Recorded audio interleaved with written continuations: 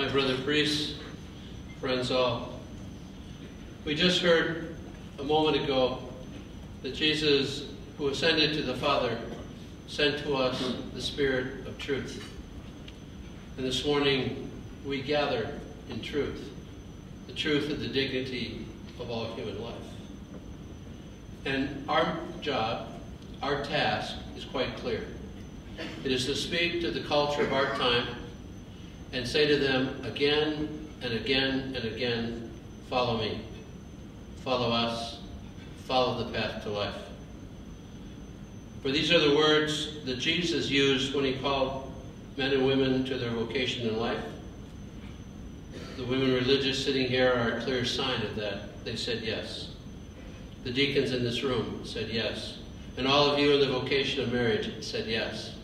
We understand what it means when we receive a call.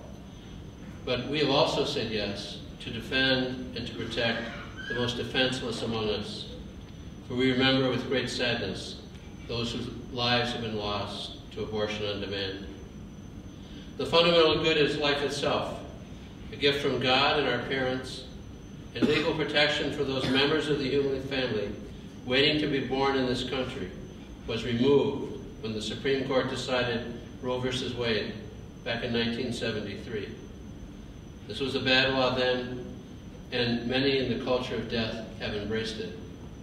But as we gather here in St. Louis, we remember Cardinal Carberry and the fact that the very first pro-life organization in the Catholic Church in the United States was founded here. And so today we continue to respond to the call, follow me, so that our hearts and our minds, our words and our actions may truly be formed by Jesus Christ. For only then will we have the courage to be like the apostles and the disciples, who had the courage to proclaim the good news of Jesus Christ, no matter what the cost. We had that wonderful example of St. Paul at the Areopagus today, and the way he used things around him in order to draw people closer to Christ. And our task is to do the same. Why? Because we know that life is sacred from the beginning, and it involves the creative action of God. For God alone is the Lord of life.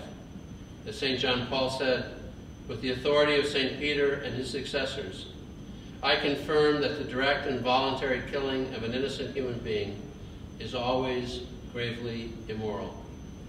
Abortion, he said, is the unspeakable crime, and is a sign of an extremely dangerous crisis of the moral sense of a society, one that is incapable of distinguishing between good and evil. And this is the world in which we find ourselves today. At the same time, we commit ourselves to work to assist every woman that she might bring her child into the world and care for that child after birth through the Blessed Teresa of Calcutta Fund, a fund which is here in the Archdiocese, helping any woman who struggles before she brings her child into the world and after. And also the wonderful program Birthright, and the many parish Respect Life committees, and the Respect Life committees from the Catholic high schools who are present here today.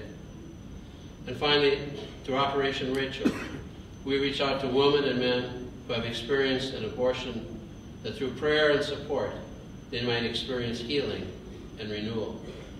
So as we gather together this morning in mutual support and in prayer, let us take courage as we renew the commitment to answer the call to proclaim the gospel of life, this which we do through prayer and witness, so that calling upon the God who loves us, that God may change hearts and minds, and that someday our nation will be known once again as a nation which is pro-life and pro-family.